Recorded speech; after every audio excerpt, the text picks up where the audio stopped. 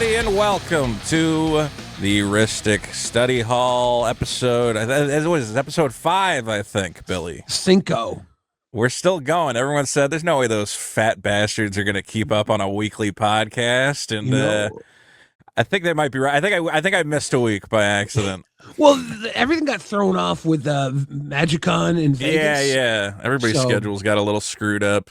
But I did see a comment, and someone said, "Hey, where's the new episode of Rhystic Study Hall?" And I went, "Oh, for that one guy. Okay, let's get back on the wagon, baby." He needs it. Yeah, we're trying to figure it out, but trying to get it up weekly. The question is, I guess, is there always enough Magic stuff to talk about? And yeah, typically there is. Typically there's like something going on. And if not, we've been talking about some segments we wanted to do. We got a cool segment, not this episode, but hopefully that we'll record in the near future. So keep coming back. Tell all your friends that the world of Magic is alive. We're here to stay. Billy, how you been? How was your week? Everything going good? I've been pretty good. Yeah, it's been a chill week. I just played a lot of Magic Arena this week. Did you? Oh, because God. of this, you've got me into the arena now. Well, I was so right now in Arena they're doing you can win 2 boxes of Strixhaven if you don't suck at sealed. And man, the worst part, I hate the reason I never got into like tournament Magic, competitive Magic is like when you make a misplay, it hurts so much more. Oh, I know. Like if you misplay in a casual game, you're like, it doesn't matter. And I made a misplay last night. And the stupidest misplay, the guy's at 8. I have a fireball in my hand. I could have just fireballed him out, and I'm like, and I go, just hit him in the head, shoot him in the head for 8, and win the game. And I go, great. I could have won 2 boxes of fucking Magic cards, but instead I threw it away because I was overthinking. Oh, but what if that little flyer attacks? I need to deal with that. That's the other thing is like when you're playing competitively, you really got to like lock in and not be a dummy. You got to like, think. Yeah, that Magic Arena timer though, the little timer, that's what gets me. As I get nervous, I know it starts counting me down. It comes on, you're like, oh no, and you have a lot longer than you think you do. But it's like it's just more torture. It takes longer for you to suffer through the sound. Every once in a while, I know they give you like timeouts or whatever, but I never know how to check how many timeouts I got. Like Magic Online, it's just a timer. I got 20 minutes. If I really want to take 5 minutes to think this turn through, I can. Magic Arena, I get it. They want it to be snappier. They want it to be quicker. But that means I'm like, I can't, I got to just move. I got to do something. And I make big misplays and I screw it up. So I didn't win any boxes. I don't know. Today's Sunday. Maybe I'll take another swing at it. Right. The first one I did, I won the boxes like, this is too easy. This is too easy. And then everyone after, I was like, just getting there, almost there, and then whop. And I'm like, son of a bitch. Dude, that's the worst part is when you're like 1 off from winning the boxes and you're like, oh, man. It's like the worst feeling in the world where you're like, I just got to win 1 game and I know I'm going to fuck it up. And there was mistakes made. You do misclicks. I stopped playing on my phone. Because on my phone, I would do something, and then I realized the toughness was like 1 above. Yeah. You got to do desktop when you're really grinding for value. You got to do the desktop. Yeah, I did okay with TMNT. I won 2 TMNT collector boxes, so that was very cool. They do collector boxes. Yeah, last week, actually, when I was at MagicCon, I was like, why am I at MagicCon? Because this weekend, there was the Strixhaven collector boxes. I'm like, I could have saved the money I would have spent going to MagicCon and just grinded tried to win 6 boxes of Strixhaven. I probably That's not too bad. Dude, it's not bad. One time, and this was a big controversy, it was the Final Fantasy collector boxes, which I didn't win any of, and I was pissed. But then they started going to people and they went, oh, actually, we're out of so people were factoring that in. They're like, oh my God, these boxes at the time were like $800. So they're like, well, even if I lose, 16 times, I only got to win the 1 out of 16 times to get my value. But then when it came time to pay up, Wizards went, well, actually, we ran out of the boxes, so we're just going to give you $400 in credit. And people were like, no, I want the $1,200 box. Fuck you. And even like big time Magic pros like Louis Scott Vargas were like, wait, I'm not getting my Final Fantasy collector boxes. This is bullshit. And Wizards finally went, oh, we found some in a warehouse in Europe, so you guys are good. I mean, right now, because I had to send in my information. I'm not that pissed, but the one time I did really good for some reason, Kamigawa Neon Dynasty, they brought it back, and they're like, this weekend it's a Kamigawa Neon Dynasty draft boxes, and I actually won like 12 boxes. Ooh. And I was like, yeah, dude, I was like, this is awesome. All right. And they said, oh, we don't have those anymore. We're going to give you cash. And I went, well, cash is nice. Like, again, I got like $1,100, but I'm like, kind of wanted the box. What's a Kamigawa set box now? I think it's probably, the boxes were probably worth more. Kamigawa draft. If you had 12, like. Oh, yeah, dude. So now I'm looking at it now. And I would have basically probably made double my money if I had actually gotten the boxes. Because look, a draft box of Kamigawa, and this is a topic I wasn't going to bring up, but now that you mention it, wow, box prices are going absolutely nuts right now. Yeah, especially for the like the good ones. I remember Streets of New Capenna didn't do that well, but the Streets of New Capenna set boxes, dude, had like anything. It's crazy. Sets that we thought were like total dog shit are and sorry to interrupt. Somebody also said you got to interrupt Billy less. I get so excited when you bring up New Capenna. You say New Capenna set box, and I go, dude, these were like $80 boxes. They were 80 for a while, but 156. These had the higher list like good shit. The good hits in New Capenna, like they had the Vampiric Tutor. They had the white +1/+1 counter doubler. Cathart. The Parallel Lives. Anointed Procession. Yeah, Anointed Procession. They had that in there, and they were way easier to get than the other list cards. They had like a very smaller list in this one. Because it was like one of the first times they kind of put the list out there. Yeah, I mean, when these were going for like $80 or $90, they were almost like guaranteed money. Dude, like, these are sets that, let's be real, a Crimson Vow draft booster box, these hit like $70, $75, up to $125. I think a set booster box is even, let me see here. Dude, $190 for set booster box of a set. Let's be clear. Yeah. What is even in Innistrad Crimson Vow? I don't think Wedding ring? Yeah, exactly. No, in Wedding Ring comes from the Commander set, so I don't even know how you hit really? I don't even think you can hit those in set boosters. Yeah, no, that was a Commander card. Damn. Yeah, so no, there's literally the top card in Crimson Vow, look how low I have to scroll, is Toxrill at $14. Yeah. So even if you hit the top card in the set, but I think, again, it's this, I keep telling people, I think it's this Final Fantasy influx of new people who go, I don't care, all these cards are new to me. If I open a box of this, I'm going to get all these cards that I've never seen and I don't already have. And they're excited about that. Like, I remember back in the day, Fallen Empires boxes were going for like $20. You know, they were like so cheap. Was it Saviors of Kamigawa? I was buying those for like $40 a piece. Dude. And just ripping them open.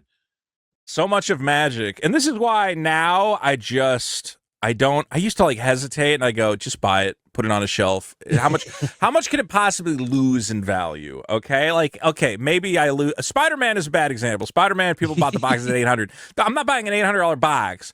But when I see boxes on sale, I go, okay.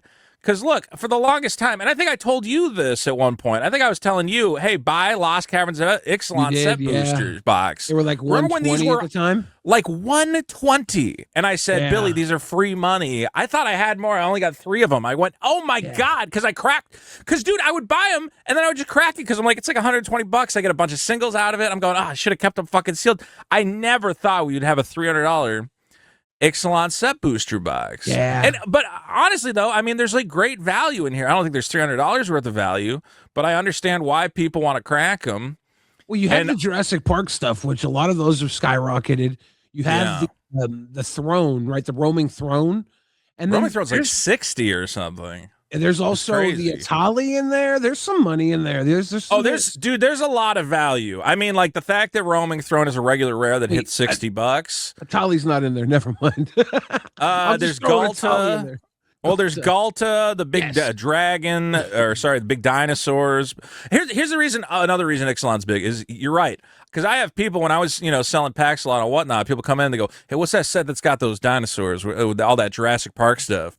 I would tell people, hey man, there's usually like 2 or 3 Jurassic Park cards in a box, and they're like, I don't care, I want to hit some Jurassic Park. Right.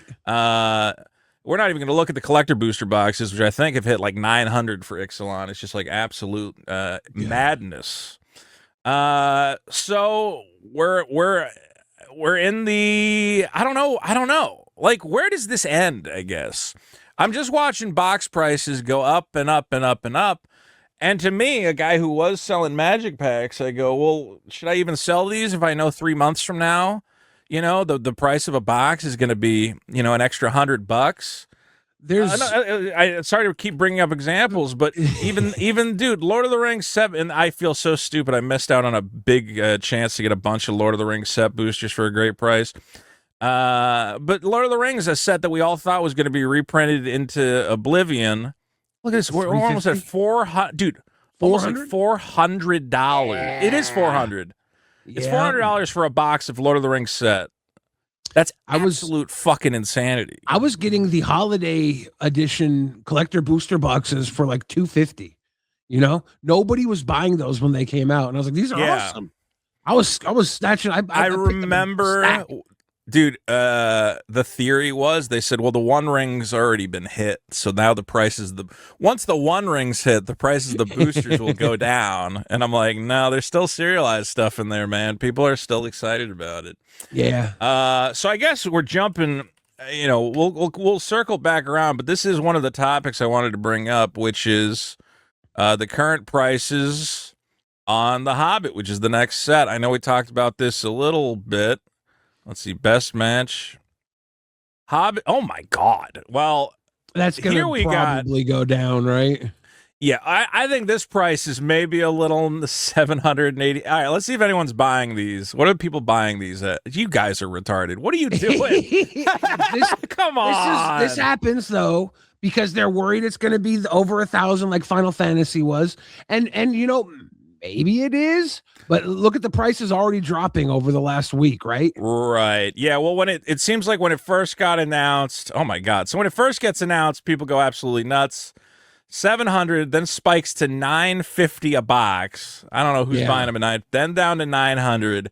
We're now, so it's slowly coming down across time, 785.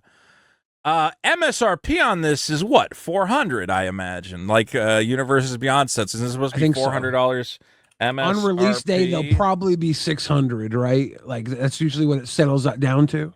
Yeah, well, we can look at a couple different places. It's hard to figure out what the actual market price for these is going to end up being. Here's GameStop, which always jacks stuff up. GameStop out the door wants $800 for a collector booster box of The Hobbit. That is their current pre-order price. Unless you're a pro. Unless you're, well, no, $850. If you're not a pro, it's $850 for the regulars, $800 for the pros. Although GameStop does kind of scalp this stuff. I'm trying to think. Not everybody has collector boxes up for pre-order yet, but no, here we go. Fortune Fire, and this is a guy I know.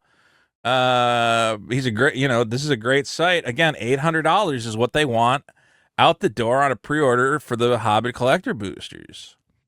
So I guess the point is that Magic has changed. This is a completely new era for the game. This is the era of, back when collector booster boxes first showed up, you'd go, I'll get like 2 of those, 3 of those, 4 of those. Why not? Like I said, I was getting Bloomberg collector boxes for $200. I look at this and I go, I don't know. Maybe I'll get one if I feel insane. I wouldn't even want to open it, Yeah, I didn't get any Secrets of Strixhaven collector boosters, and they're even down to $450 now, right? Yeah, they did come down a little bit. I think they hit $450 and now they're slowly coming down a little bit, which is good. Like, I don't want $500 collector boxes at any point because it's a different type of economy. Like, I think the best card game economy is when everybody's and they're opening packs and they're feeling good about themselves. Yeah. A booster pack is supposed to be a cute little treat You know, it's supposed to be like, I open it up, I didn't get anything good. Okay, who cares? A collector booster added a little bit of a gambling aspect where you're like, well, I'm spending $25. I hope I do a little bit better. But even at the end of the day, if you got a skunk collector pack at like $25, you're like, what do I care? It's $25. Who cares? If you're spending, you know, $80, $100 on a collector pack, even $50 on a collector pack, and you don't get anything, you go, well, my fucking day's ruined. What a waste of time. I should have bought, like, the feels bad scenario just feels that much worse. I don't like it. The Final Fantasy $120 collector booster packs, if you got like $8 worth of cards in them, it felt like someone stabbed you in the chest. You're like, oh my God. Dude, I would sell Final Fantasy packs, and then I'm hoping, well, I said it's the worst thing is I go, well, I don't want you to open anything good because that's a pack I could have had, but I don't want you to open anything bad because then I'm like, oh man, I'm sorry you spent like $100 and we didn't get anything good. If I ever open a golden chocobo for somebody, I'll probably put a bullet in my head and hopefully they tip me right. So we're turning Magic into a luxury. Well, it's not a luxury because you can always just go, well, I'm just going to buy the set boosters. I'm just going to get the normal cards. But what's the fun of that, man? We're collectors. We want the crazy, shiny nonsense. Yeah. It's gotta buy the dip, I guess. That's the secret with these collector booster boxes. Wait till a month after they're out and pick them up at the lowest. You really gotta, dude. You really gotta hustle. I mean, it's like I think I told the story of me driving down to the ghetto to buy a fucking Edge of Eternity's case because of the collector booster boxes. I'm like, if I don't get these now, I got to drive to fucking Compton because I was like, these are going. I think I bought them at like what, $300 a box, so now at $550. I guess the point I'm trying to make is, I don't know what point I'm trying to make. Magic is expensive. Well, we want to open packs and we want to be collectors. So these collector boosters, $25 should be the point of entry for something like this. It's way more than a regular booster pack, but it's not insane, you know. But at the other side of this is there's value in these things. And even at $50, if you open up 4 or 5 of these, you tend to get your value out of it. Like some of them are big, I don't know. I don't know if you're going to get your value out of an $800 collect. I mean, I don't know.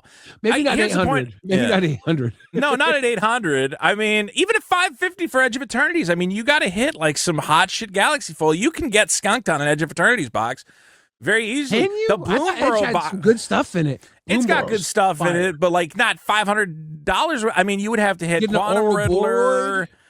I still, there's a lot of value in, let's be real. Edge of Eternities has a shit ton of value, but still, if you bought those singles, it probably cost you $200-$250. You know, you really got to go nuts. Is it Mutable in there? Isn't that like a $5-$10 card now? Mutable? Yeah, Mutavault's not anything. Ancient Tomb and Gemstone Caverns are your two. Those are the big ones, but I'm talking about the little small pieces there. Yeah, too. There's little stuff scattered The nickels and the dimes in the Edge of Eternities do add up. They do. Well, here was the point I wanted to make is, I did figure out what point I was trying to make, is now when they tell me, hey, look at what's going to be in the set, I can't get excited about this. I'm going to show it. I can't get excited when they go, look at this thing you're never going to own. Look at this thing you got a 1 in 2,000 chance of hitting. And look at I can't believe they still left the one. Hey, it actually looks better in foil. I'm not going to lie. I might actually get a Surge foil version just for the meme. Dude, I'm not going to lie. Hey, seeing it actually foiled up, I go, well, okay, that kind of... Yeah. I wish you had cut it out a little bit better. I wish you had at this point, there's such a story behind it that it's got its own lore. And it kind of makes it its own thing now. It feels to me, I guess... I'm changing the way I'm buying Magic. I'm buying way more singles than I ever did. I'm going back. I'm looking through it. And maybe it's positive that instead of just chasing the new thing, which I see a lot of guys doing, and they end up disappointed. They go, oh, I wish I'd pulled that Silver Scroll. I just went on TCG Player, and I found a bunch of singles that I frankly think are underpriced and people are not paying attention to. If everybody turns to buying singles, then the box prices are going to go through they're going to They're going to be worth the value you open is going to be through the roof because people aren't opening boxes, right? So it's a push and pull. We want people to crack these boxes so our single prices are low, but we don't want to be the ones cracking them, right? Yeah, we want people to crack 1 million boxes, flood the market with the singles, and then you guys can keep all your Smog the Magnificence and whatever else, and we'll just pick up the cheap stuff as we go along. I guess these look cool. I like these. I'm a sucker, dude. I'm a sucker, but how hard is it gonna be to get these? That's my question. So I don't know. The Smog is like impossible, right? The Smog's impossible. I mean, Cosmic Soulstone level, probably. I will say, I wish Wizards. I liked the serialized cards. I liked when they were doing more than one serialized card in a set. I'm disappointed that they've gone to just like, oh, there's one big serialized thing. I assume it's because doing serialized cards was some sort of weird logistical headache that they were tired of dealing with. Because again, they would print them all in one place, but then they have to distribute them to all the different regions. And because they're printing some cards in one factory and some cards in another factory, you have to send serial. I get it. I understand why it's a pain in the ass, but it was a lot more exciting when everybody had a chance at serialized, as opposed to, hey, there's 100 of these, and you're not going to get one. The or 500. I think they don't want to overdo it, is I think what they're doing. I think they're going in and out. Like this stands on its own. It doesn't need to be serialized. It's Smog, right? The Soul Stones don't need to be serialized. They're the Soul Stones. We did do the Golden Chocobo serialized, but we also did the whole bunch of other non-serialized ones too. That was deep with over-the-top stuff. The Chocobos were deep. So having the 77, it meant something to Final Fantasy specifically. Well, also, I think it didn't make sense to be serializing stuff that just had a normal printing anyway, because you're like, well, what's the difference? It's the exact same card, it's just got a number on it. I think if it's going to be serialized, it should have different art or be different in some way. Yeah. I don't know. I'm all over the place with this. The ultimate point is that I'm not going to be, I don't see how I'm going to get a box of The Hobbit. I'm definitely not paying $800 for one. Maybe if anyone out there is a retailer and you can get me, boxes close to distro, let me know. But I cannot pay $800 for a collector box. And okay, here's why I'm actually scared. Is I'm like, The Hobbit I can skip. I'm like, I can skip The Hobbit. I'm not a big Hobbit guy. When they do Final Fantasy 2 and fucking the boxes are $800, I'm gonna go, fuck, god damn it, because I'm gonna be having to buy like at least a case of fucking Final Fantasy 2. I want to rip those like crazy. Do you think that the Final Fantasy crowd is going to come back to Magic again that came out the first time around? Do you think they stuck around? They're going to come back twice as hard because the first time they didn't know it was coming. The first time, the Final Fantasy kids were looking over and they went, yo, there's Final Fantasy cards now? I didn't know that was happening. Now they know. Gone. Now they know and they're anticipating. Their whistle is wet. Real quick, I wanted to, this is a funny story, and this leads into my What Did You Get segment. Did you pick up any good cards recently, Billy? Anything new coming your way? I got some cool stuff for decks. Nothing too crazy, but one of the reasons I started picking up some singles this week, if I can find it, is Square Enix has been milking the fact that the Magic cards are doing so well. Let me see if I can find this. So somehow I got linked to the Square Enix Japanese website, and I was just looking around. Let me see if I can bring this up here. So they're going, oh my god. I think I mentioned this, that they did their investor call, a quarterly investor thing where they got to tell them, and they went, hey, all this money we made, we didn't make any good video games. Actually, we suck. All of this is Magic card money. This is how I know we're getting a second.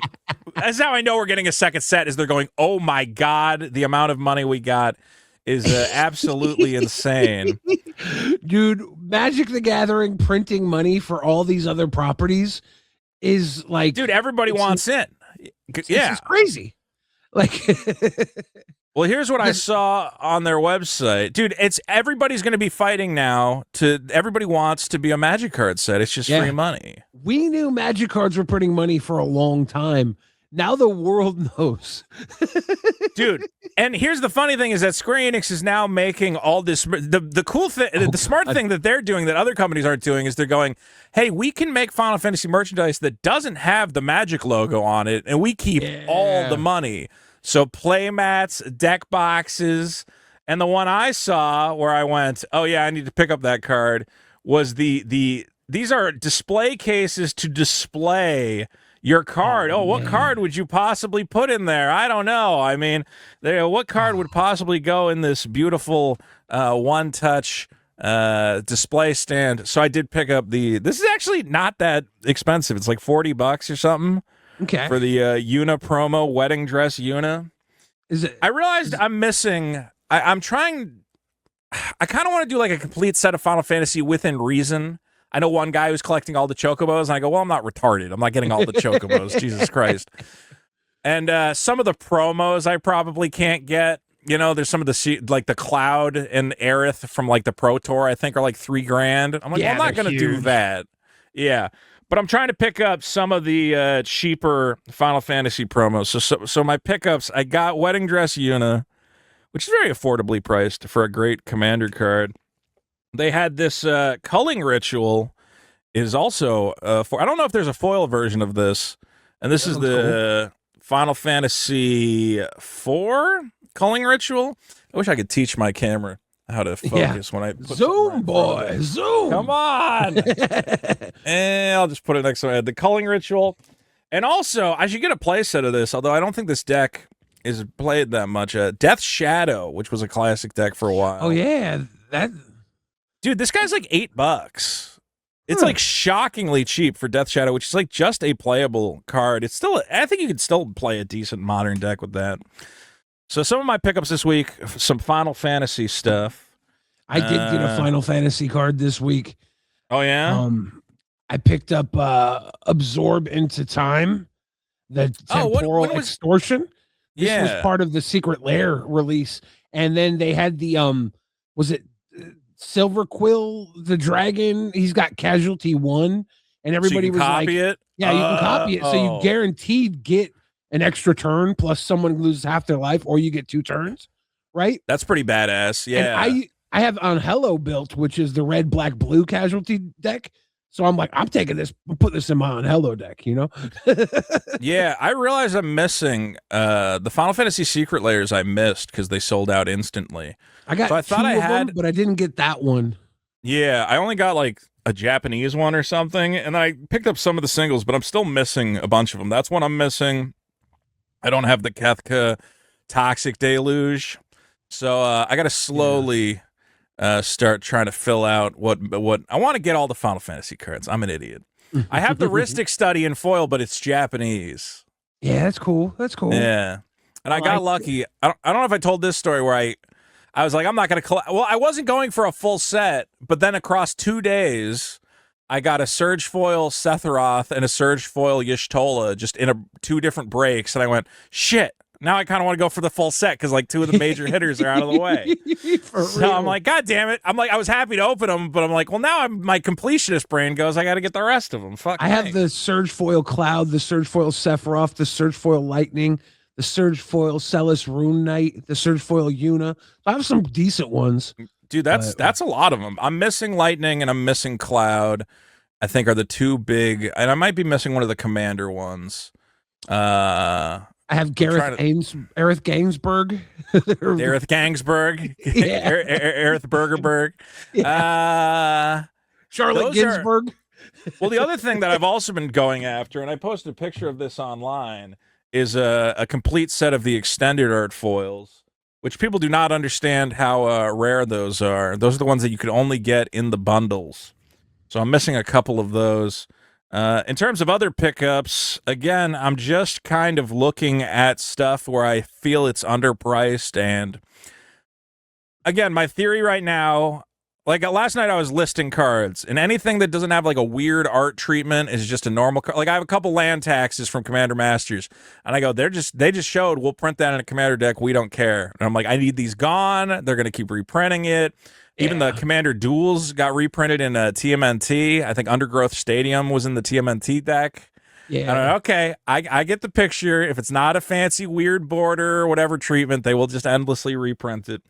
So when I picked up, and this guy I think is underpriced. You would probably agree. Dude, I have 3 of those non-foil, and it's I want to get a foil one still. I don't even use the 3 non-foil ones. Dude, when the set came out, this was like $100, as it should be. This is like a baller looking card. It looks, dude, the foiling looks sick on this thing. It's so good. It's so weird how so when Final Fantasy came out, again, the Through the Ages cards, it was like Ancient Copper Dragon, $200, Tara Branford, $200, fucking Sephiroth, and I went, oh, it's gonna be the same for Spider-Man. I need to lock in now. I bought like the Parallel Lives at 80, I bought the Venom at 80, and somehow they've gone down to like, this is $40.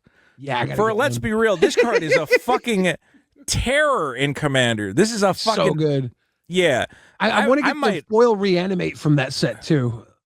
Again, it's like $40. It looks sick. Yeah. I think right now, these Spider-Man Through the Ages cards, I understand like the anti-hype against Spider-Man really oh, fuck Spider-Man, fuck that. But they've gotten so low that I go, dude, I don't see how this card doesn't eventually get back, especially with the new Marvel set coming out, which might bring some Marvel people in, and they're going to go, hey, what are some baller-ass Marvel cards? Oh, fucking that's cool. I want that. This should at least be $60, $80. It will be. It'll be over 100. In a year from now, it'll be over 100. Honestly, I might just start picking up a couple. I might just make a little stack of those. How does it go lower than 40? Opposition Agent is already fucking phenomenal.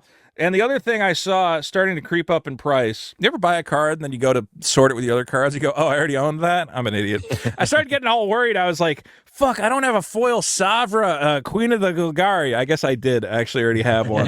But the anime alternate arts from, and I don't know if you saw Ravnica Remastered collector boxes are hitting like 800. Yeah. And I went, well, these are some really cool looking cards. The Savra looks great. She's spiked like crazy. I think because something's going on with Witherbloom and Sacrifice. Yep. So I saw her going up, and I said, well, as long as I'm grabbing her, there's a bunch of the other anime cards. Pack Rat, just dude, rat decks are always great. Yeah. You got a nice little anime Pack Rat. He's like $10. Massacre Girl, love this card.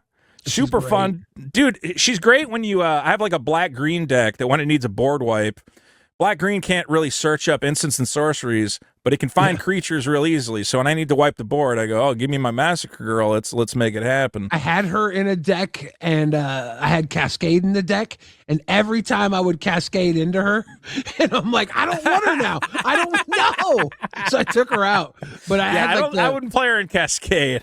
it was. I only had a few Cascade cards, but I did have a few, and it's like every time I would hit her, and it would wipe the board. Dude, she's like shockingly good. Yeah, I have like the Secret Lair version of her where she's like in an arcade. Love that. Oh, that's version of the pretty art. sick. Good card. This is probably my favorite art on Guardian Project. I actually bought the foil, swapped it out. This was the one I had in the deck, and then I just swapped it out for the foil. But that's and Guardian Project is just another great Commander card that gets slept on. Yeah, dude. I opened a lot of Ravnica Remastered, and I opened most of those in foil. Like I don't think I have a foil Pack Rat, but or a foil Massacre Girl. I think I have the old Border Massacre Girl in foil. I was pulling them though. I was in. Yeah, go ahead. I wanted those dual lands. They were so good.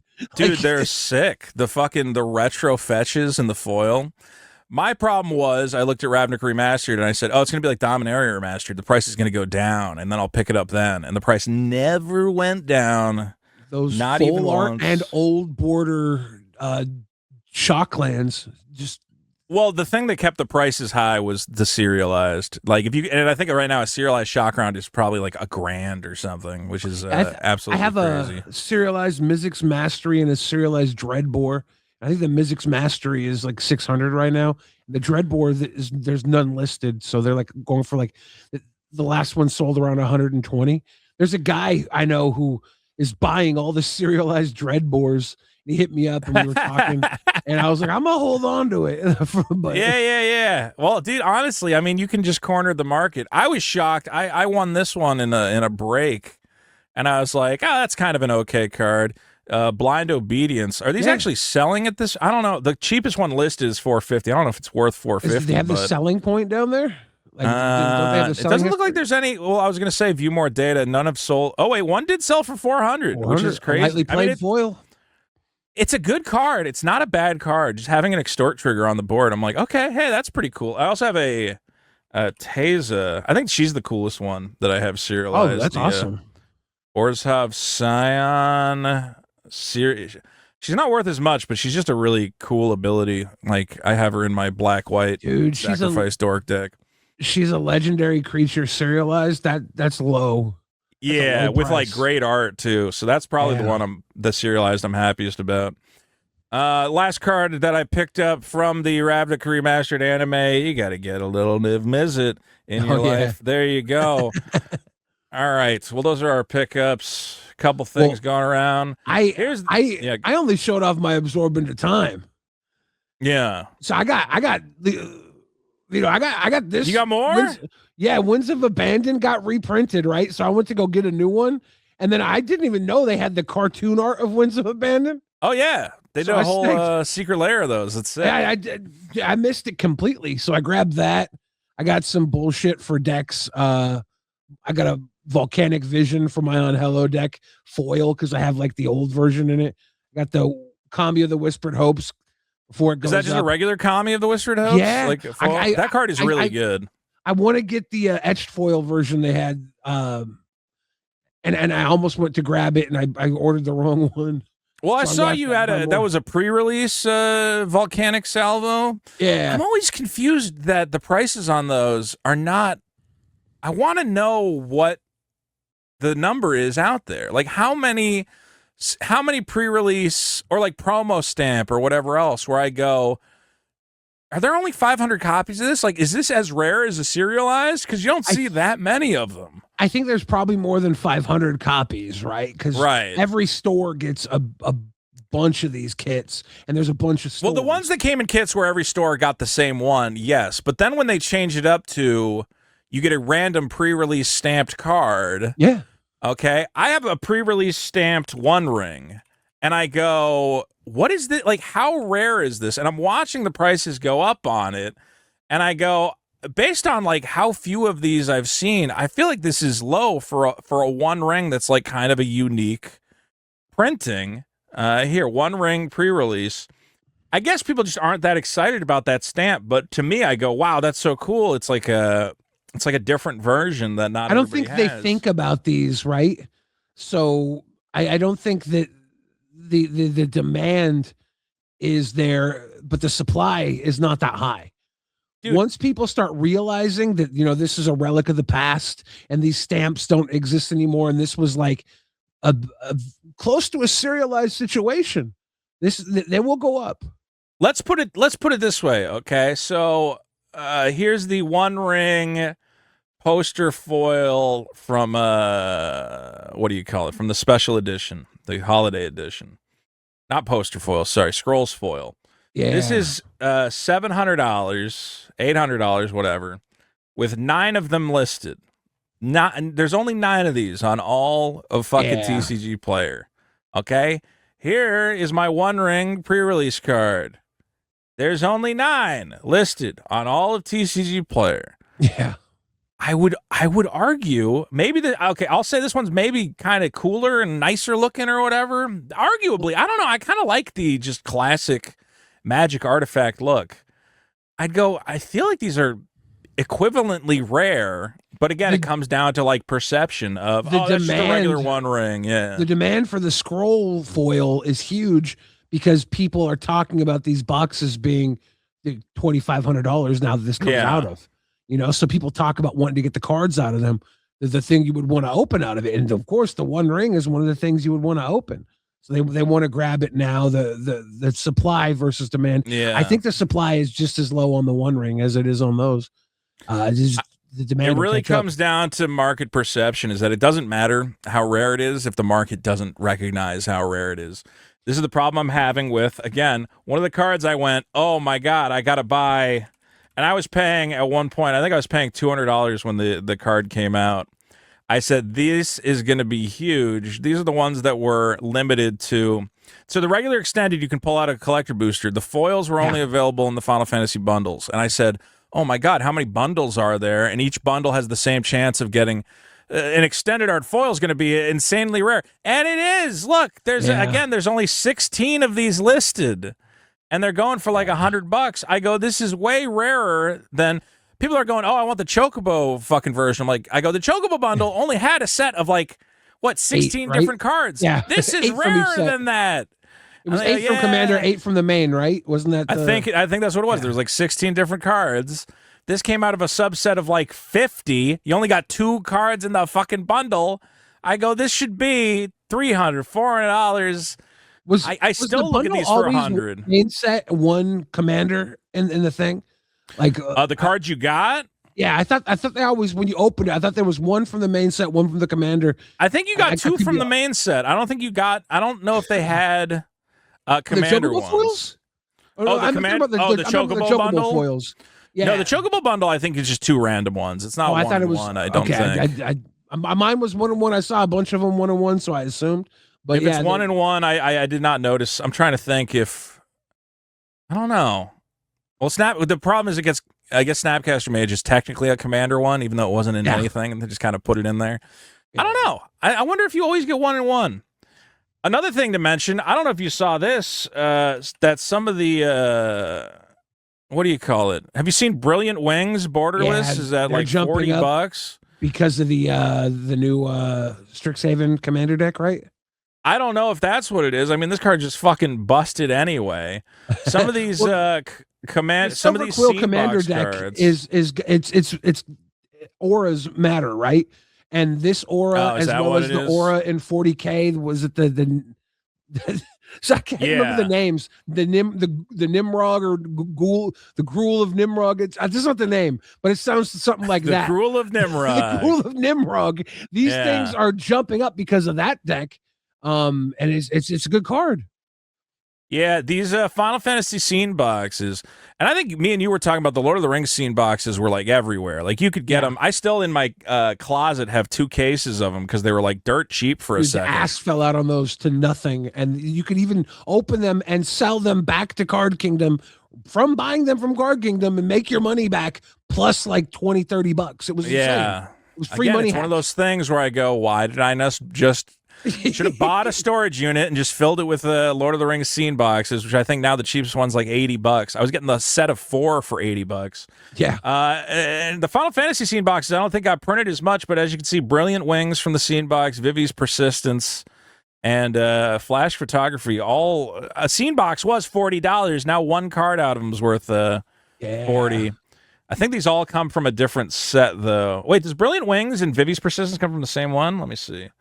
Final Fantasy Persistence was a Grixis color one. I could be wrong.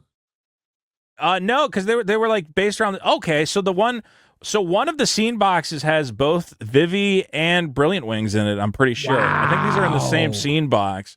So if you bought, because it's the Final Fantasy 9. They were based around a game, so that's Final Fantasy 9 and that's Final Fantasy 9.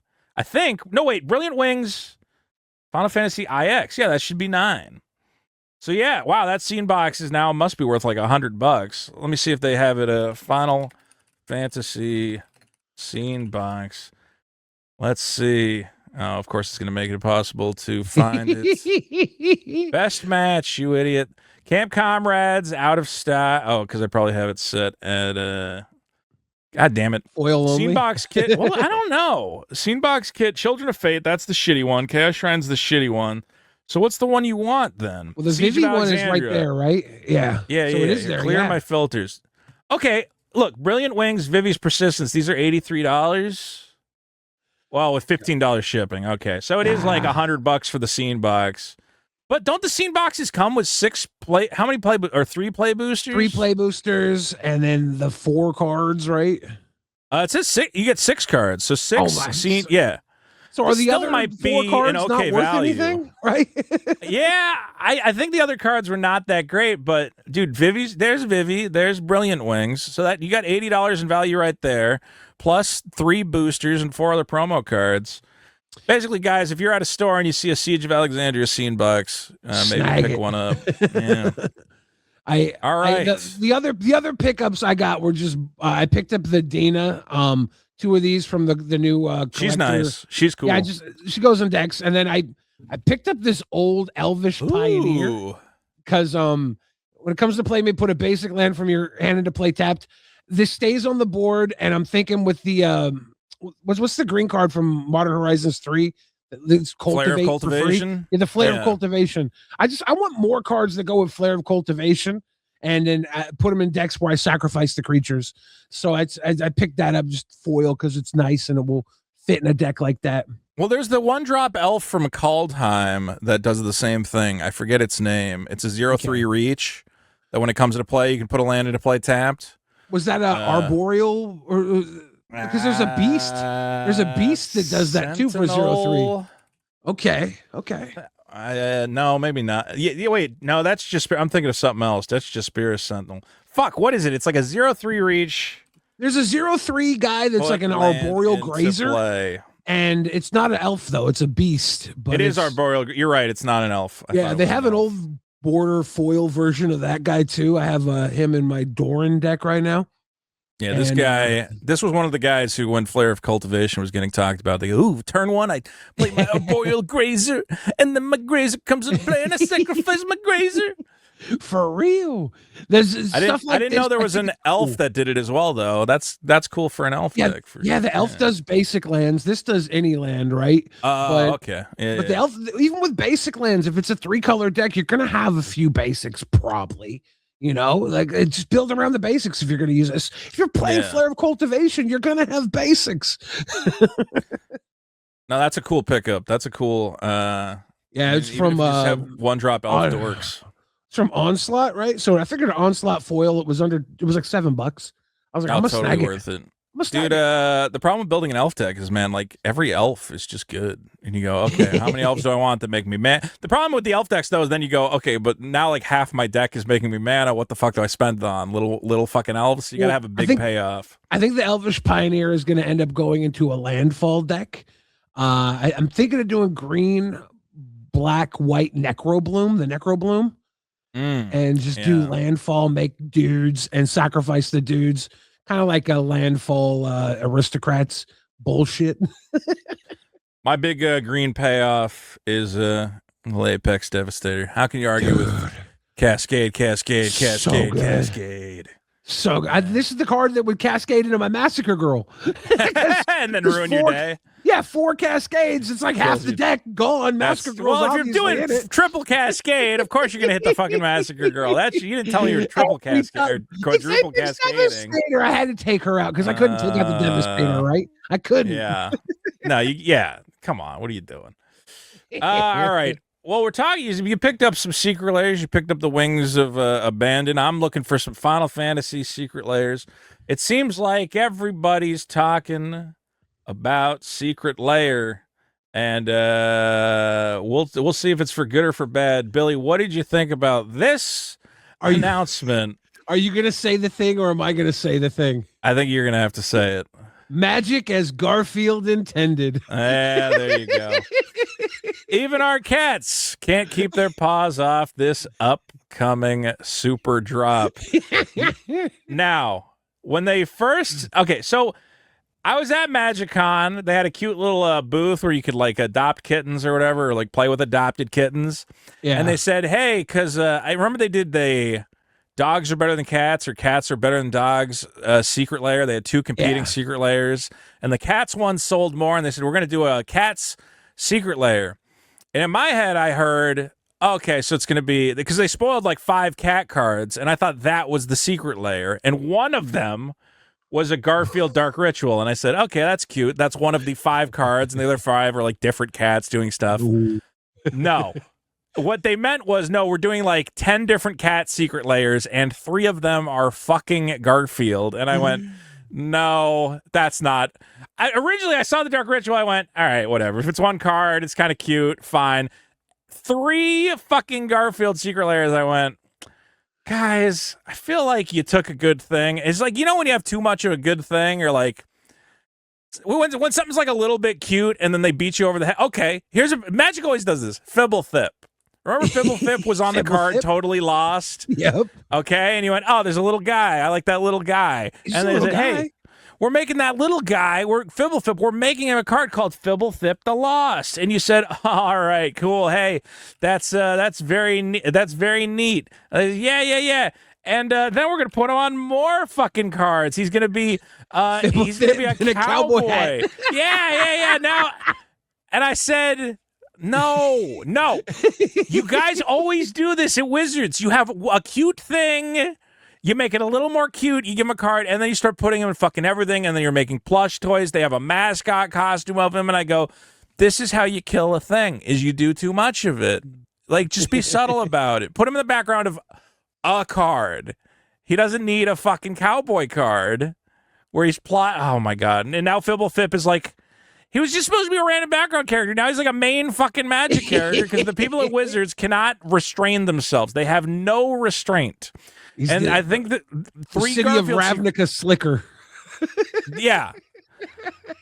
Now I'll say this: if this was the one Garfield Secret Lair, I would still be okay with it. I go, okay, it's got that classic newspaper look, the 2-color backgrounds. It looks like it's drawn by Jim Davis, even though he's an old man and he doesn't draw Garfield anymore. It's cute. It's ugly, but it's cute, right? It's like the ugly cat award. Okay, I could fuck with this, dude. I will say this is like this one. I look at, if you actually look, it's got the little newspaper texture on the art where they're trying to. I'm like, this is well made. I don't necessarily agree with. Okay. I don't understand why pushing Odie is a swords to plowshares. I can't really follow that. I feel like, shouldn't this be, you know what this was? This was probably Fatal Push. And then they said, we can't do Fatal Push and Dark Ritual because then we got two 1-drop black things. So they turned it into, this should be Fatal Push. You know what? Obviously. What? This should be mood swings. It should be Mark Rosewater's mood swing. So, all right. Card that was originally Fatal Push, and then they changed it for some reason and tried to call it Swords of Plowshares, even though it doesn't make sense. Sure. Counterspell, Slapping John. I don't totally get it. Again, I feel like you could come up with something else, but I guess people probably want a Garfield Counterspell. Okay. Fog. Does Fog still get played? Aren't there just better Fogs? You know, I wish this was Relentless Rats. Oh, man. Yeah, hey. So that's the other thing is like sometimes I go, couldn't you guys have picked better cards or people? I mean, I'm playing Tangle. I guess Tangle wouldn't make sense for this, but Fog. Yeah. I guess he's in a foggy sleep. This could be Sleep. Sleep doesn't get played. I don't know. Earthquake, and it's Garfield's tummy rumbling because he's going to eat some lasagna. Nobody's playing her. I hate when it's cards I'm never going to play. I'm like, am I really going to find more room for Earthquake in my Commander deck? Maybe. Again, the one I thought was cool was Dark Ritual, where I go, I honestly could see myself going, I'll throw a fucking Garfield Dark Ritual in there. And at least the art is like, it's not like that Splinter Dark Ritual where he's just eating pizza. And I'm like, doesn't even fucking make sense. This, I go, okay. Dark Ritual, wake up, get your coffee. Dark Roast. Dark Roast, absolutely. So that one I said I understand. Then I saw this one and I went, what the fuck is going on here? This is the what are you doing? Okay. Molten Collapse. This is freaky. Is that a lasagna acid collapse trip? Yeah, I guess. So here's what they're doing with this one is have you Maddening Cacophony? This art is just terrible, by the way. Jack Teagle, I forget who that is, but is Garfield known for waking up with an alarm clock? I don't even remember Garfield ever having an alarm. I know he hates Mondays. It must be Monday's alarm clock. Yeah. Hunter's Insight, it's Garfield. This art just looks terrible to me, even for what they're going for. I like the lasagna sauce on the end of the blade instead of blood. Yeah, okay. I mean, it's kind of cute. It's like rendered in a weird. I also just miss like traditional artists. Is so that a spear digital. or is that Odie's red rocket? I think it's a spear. I would hope. Okay. I hope it's not. Okay. What does he do to Odie? That was the original arts for. Hey, this is really fucking weird. So we got Maddening Cacophony. So you already have a card that's about maddening. And then we have Maddening Hex as well. How did that come about? What is going on there? I didn't realize the psychosis going on in Garfield's mind. I thought the guy just liked lasagna and not waking up, but apparently there's a reason he sleeps all the time. He's I'm also, he's insane. I guess Garfield did try to hit the spider with the newspaper. That was a thing in the comics. Now that I remember it. I remember him always trying to swat the spider. Here's the one that I think is the most disappointing, though, is this It That Betrays Garfield Eldrazi.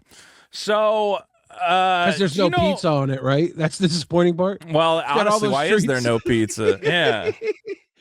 Yeah. Here's why this is disappointing to me is... So there's this ongoing thing of making like really creepy Garfield demonic monsters. Have you seen this? I haven't. No, this is okay. Let me see if I can find. Here's all right. So this is like an internet meme thing where people take Garfield and they reimagine him as like kind of a eldritch horror monster. A Lovecraftian Garfield? Yes, it's like a Lovecraftian Garfield. Here's somebody's this guy Lumpy Touch who does great animations. This guy is great.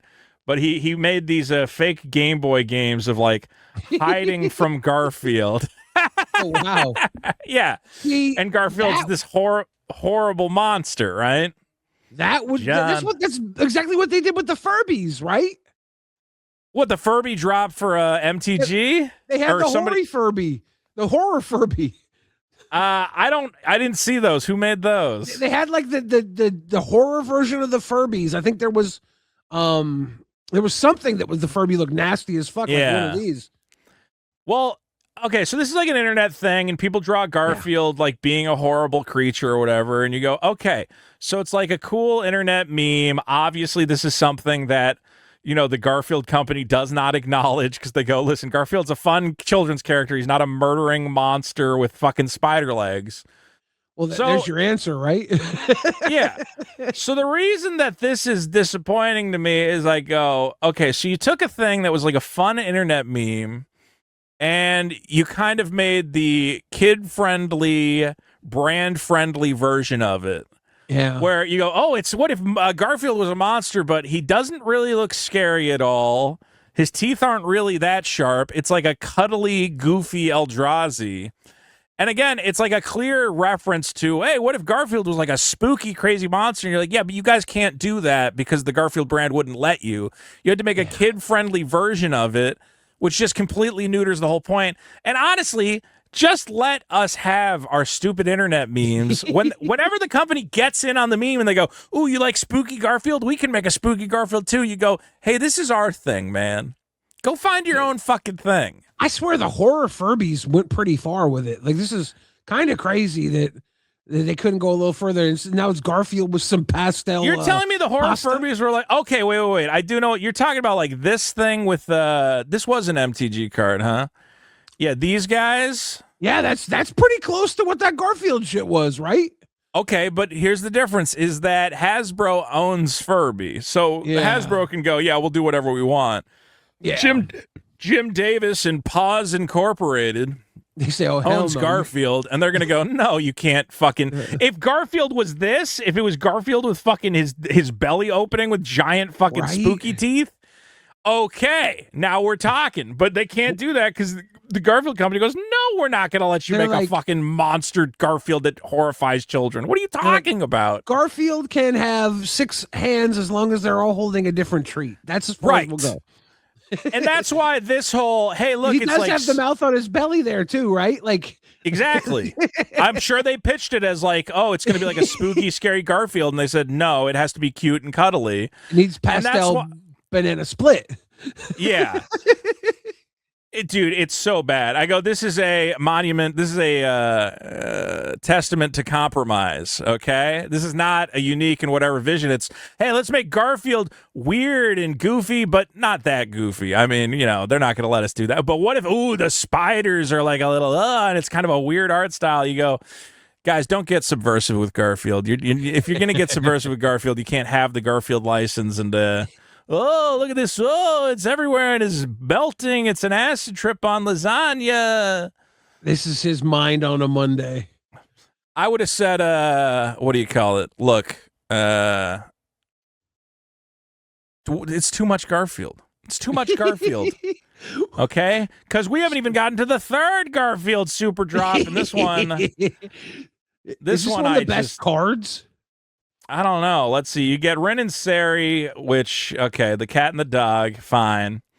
This one I hate, though, because it's the modern Garfield style, where Garfield has all this extra shading and, like, highlights that makes him look embossed. And I go, no, it should be a flat-shaded newspaper comic. Okay, so Ren and Seri is not a big card. Orm's Chant is a big card. $30, isn't it? Orm's Chant? I want to say it's like 20. Ren and Seri is like $30, I thought. Is it? $25-$30. That's gonna be the bulk of the value here, I think. But they've reprinted it there's a couple different versions of it. I still think they're holding like $25-$30. I could be wrong. Second. One of the Secret Lair versions is 46, 25. Oh, wow, this is the one I have. I have the whatever 40. I didn't even realize. Wow, I thought this was like bulk because they printed it a million times, but I guess it's a Ren and Seri. The cheapest one's like $25, right? Okay. I guess I'm an idiot. I have the I did have to get. You're not an idiot, but the Garfield one could be $10, could be $5. I'm gonna hit the art. But it's Odie and Garfield, so I think it's gonna carry. Yeah, but man, can you imagine you sit down at a fucking commander table and someone goes, "My commander's Garfield and Odie." I'm gonna go, "Get the fuck out of here!" What the fuck? The chances of me judging somebody for their Magic cards over their own personal existence is so low. Most people at a Magic card table have so many more things to judge than their choice of Ren and Seri. Here's the problem with this: is when a guy puts this down as a commander. Here's what I know he's gonna do. He's gonna look me in the eye and go, "Huh? Huh?" Like he wants you to say something. If he has the custom lasagna food tokens with it, though, I'm rolling with him, dude. Oh my god, they're definitely going to have lasagna food tokens, aren't they? In Orm's Chant, again, I hate this font. I hate the embossing. This is me being a complete idiot. Hang in there as Ponder. We got a Garfield Ponder. That's the classic poster, right? The hang in there cat poster. I guess. I go, can you guys aren't there any cards out there other than Ponder and Counterspell and Fatal Push and Swords to Plowshares? We got the I Hate Mondays Beast Within. Is anyone still playing Beast Within? I mean, I know it's always kind of been a commander staple, but in mono green, it's good because it deals with anything, and green can't do that regularly. Who's making a mono green commander deck? I can't think of anyone. Galta, maybe? Yeah. I have a mono green commander deck that goes hard. Mine's elves. I still don't put Beast Within in it, though. I might get this for my mono green because I like the I Hate Mondays meme. I'm a prick. I'm a piece of shit. I want it. Okay. Here's the one that pissed me off personally is this Soul Ring. Okay. I go, okay, who's the fucking pink cat? I don't remember her ever showing up. She's like a newer Garfield thing, right? Is this Dan Frazier? Does he do another ring? Yeah, Dan Frazier did another ring. All right. So the card's called Soul Ring, right? What is Sol? Sol is the sun. It's the sun. It's the Latin word for sun. Okay. I had the perfect idea for this because I was complaining about it and people got mad at me. I was on Twitter. I said, "Why did you not make it the fucking sun?" Okay, it should have been this guy in front of a fucking burning sun on the landscape. I would have said, all right, fun in the sun, Garfield. There's so much great Garfield stuff out there. Frankly, I'm a Garfield fan, and they should have went more into some of the classic Garfield stuff. It's hard for me not to want the Soul Ring, right? I didn't care much for the Sonic Soul Ring, but it made sense because I'm not a huge Sonic guy, but the Sonic Soul Ring, the rings was huge. He loves his rings, right? Yeah. Like I'm excited. One day, I know I'm going to be able to get the Simpsons Soul Ring, and it's going to be Homer with his fucking donut. God so damn happy. it! I'm be so happy. God, I'm be so happy. This. Who wants this? Who wants Garfield kissing? I assume an ugly pink chick. Yeah. Is that? Did he shave Odie and put lipstick on him? That is a weird looking lady cat, man. Couldn't it have just been, I don't know. Just something about it I find. Again, and it's also that I think, see the edge highlighting on Garfield and where he looks like an embossed, like cutout. I find it so weird. You hate it. It's that modern, again, I like the newspaper one. It looks like the newspaper comic. It's flat. See how there's no shading? It's just all flat. I go, that's my Garfield. This is my Garfield. You know, once you start adding... oh god, do you remember when Garfield was a superhero in like the I think it was the 90s? Do you remember Garfield's Pet Force? I should be in charge. I should be in charge of doing this shit because I would be doing the Garfield deep cuts. Okay, do you think one I of would these be doing bonus Garfield's. cards? You think Where's one of the bonus Garfield's cards pet would... for us? Go ahead. You want this? I want this. I want Garfield's pet for us. I either want no shading or all the shade. Bro, if you're gonna do if you're doing 3 Garfield secret layers, one of them should be dipping into the lore, okay? And if we're going into the Garfield lore, that means Pet Force needs to be a part of it. It's like, this is your one chance. You're not gonna make another set of Garfield secret layers. You're gonna waste your time on some goofy garbage when we could have had Pet Force Garfield kicking ass, taking names. Come on. Do you think one of the bonus cards will be the Richard Garfield PhD, but as Garfield PhD? They should do something. Or Feldegriff. They should do something. Like, they can't reprint the OG Feldegriff. Dude, they should have done a secret layer. Garfield and his 9 lives. Do you know Garfield and his 9 lives? That 9 lives card is good. 9 lives would have made sense, but also there was Garfield and his 9 lives this was turned into an animated special, illustrated short stories based on Garfield and his other 8 lives. So you had Viking Garfield, you had Real Cat Garfield, you had Detective Garfield. This is what I want to see. I don't want to see give me Detective Garfield on a new Capenna card. Give me the fucking Kaldheim Viking Garfield. Give me the saber-toothed Garfield in Ixalan with the other dinosaurs. Give me every one of the 9 lives in their own magic universe. That's money. Print that. Dude, there's so much that could be done. Give me a Bill Murray fucking Garfield card. I don't know what he would be doing. give me a Bill Murray drop. Just give me, what about Bob card? Give me a Garfield card. Give me a what's the Zombieland? Give me Yeah. And I'm gonna say not enough John Arbuckle is a big problem I'm having here. More John. He got slapped. Counterspell. I guess I always try to make a point, but I guess the point I made was you had a good thing with this little newspaper Garfield thing. Again, this card should obviously be Fatal Push. I have no idea how this is Swords to Plowshares. Other than this, I like this. The other 2, I go, come on, it's too much Garfield. It's too much Garfield. I wish Earthquake was something playable. Like, yeah, man. I mean, like, what's the isn't there like a hunger card? Hunger MTG. There's like a vampire card, Insatiable Hunger. Yeah. I mean, wait. Here's what instead of It That Betrays, here's what Garfield should have been. It should have been Garfield, the Ceaseless Hunger. Oh, baby. Let's go. Dude, if it was just Garfield about to eat a lasagna and it's just like a totally normal card and it's like 10 cost, 10, indestructible. It's just a normal shot of Garfield. I'm like, see, that would be funny. You go, yeah, because he's hungry. He's a hungry boy. He's even that one shot of Garfield with all the arms, Ceaseless Hunger. Like, what's he betraying there? His appetite? Like, he's got a ceaseless hunger. Okay, here's another good card that would have been great for Garfield, and this card's not even expensive anymore. It should have been Garfield, Titan of Lasagna Hunger. Okay.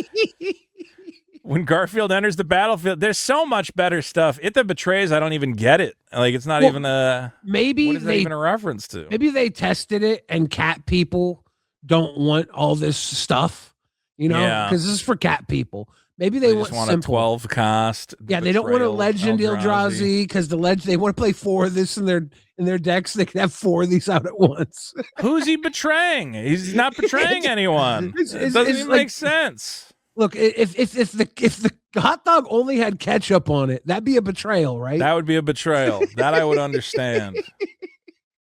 There is one other piece of Secret Lair news, real quick, and we got to buy this tomorrow. Are you going to try and get one of these, Billy? Is this tomorrow? Goblin? I thought the Goblin one was tomorrow. Oh, the Goblin. No. Goblin, yeah, is tomorrow. I'm going to try. If I could get up, this is worth to buy.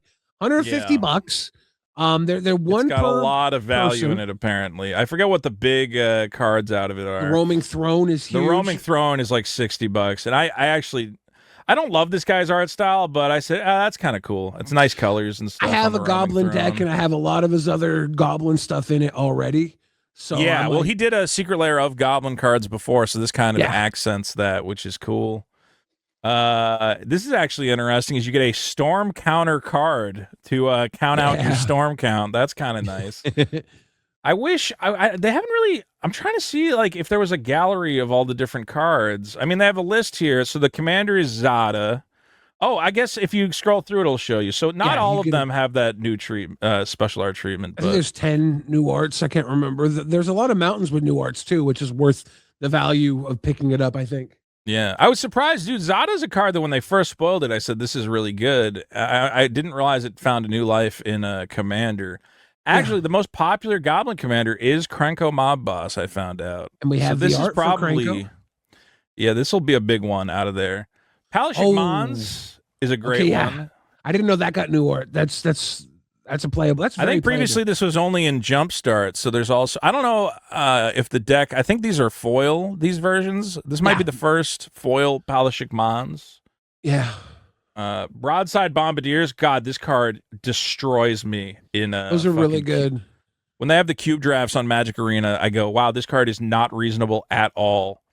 Sack a creature artifact, deal damage. Yeah. Conspicuous Snoop, one of my favorite Goblin cards. Skirk Prospector, just a classic. I have the OG foil of this, and I hate to pull it out of my Goblin deck for this version, but I'll just put the OG foil in something else. Because the OG foil is still a blood pet, right? Yeah, It's good. Dude, the OG foil is great. I have a little Goblin combo deck with a Skirk Prospector, the Roman Throne. Then you get into some regular guys, Dark Dwellers. Oh, hey, you get a Goblin Lackey. That's really cool. I don't even know what this art is from. I don't know what set that's out of. Grenzo, Hardmaster. I mean, all your classic Goblin boys. I'm trying to see if anything surprising is in here.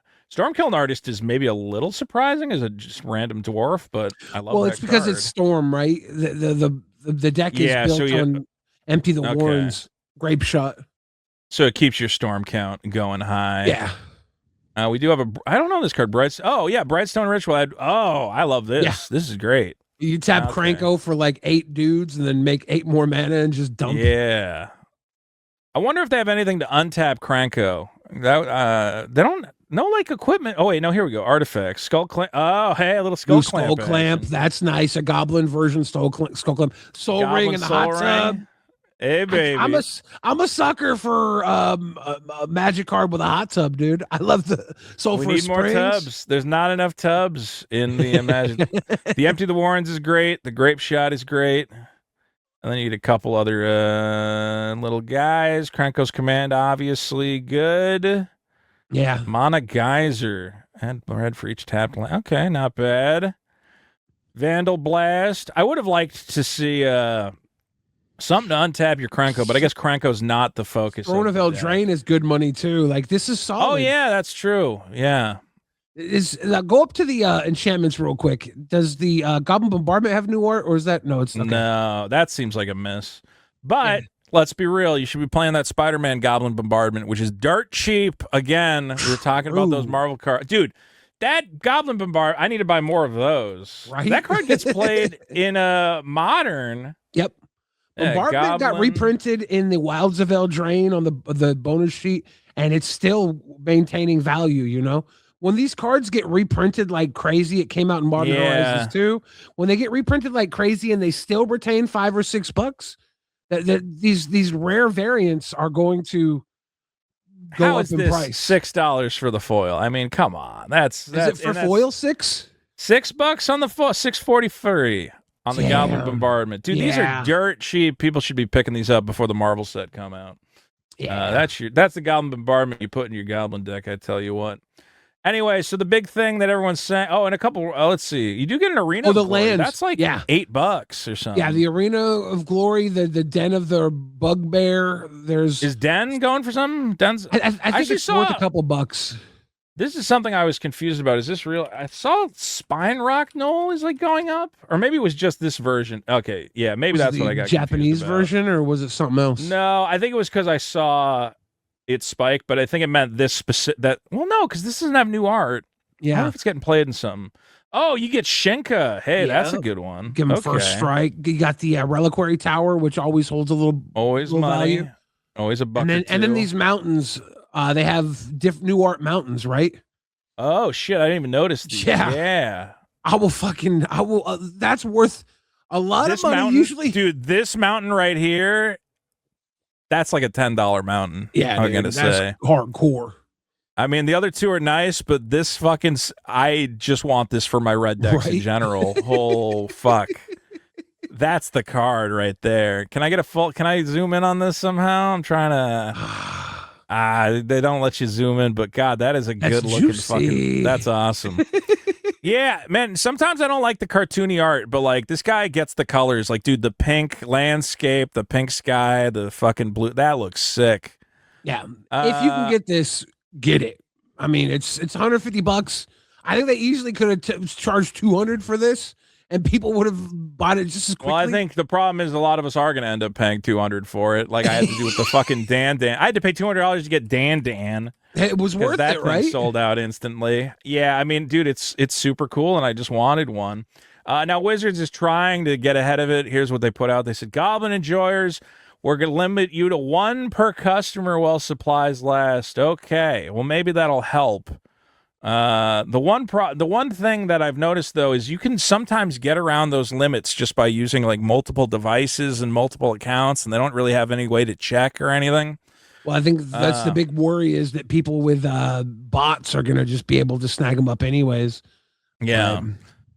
I think what I've learned is now for Secret Lairs, I do queue on two different devices because once the queue ends, for those of you who don't know, here's how you try to get a Secret Lair is you got to get, and you don't have to get up, basically, if like 10 minutes before it goes live, go to the Secret Lair site. Although I think they've changed it again. I don't know. You just have to get in the queue before it actually goes live. And if you're in the queue before it goes live, you're almost guaranteed to get it. But I've been in the queue before it goes live, and I always miss it because then really after if you get in the queue, then it doesn't matter what time you got in the queue. It just randomly takes everybody in the queue and then sorts them into a line.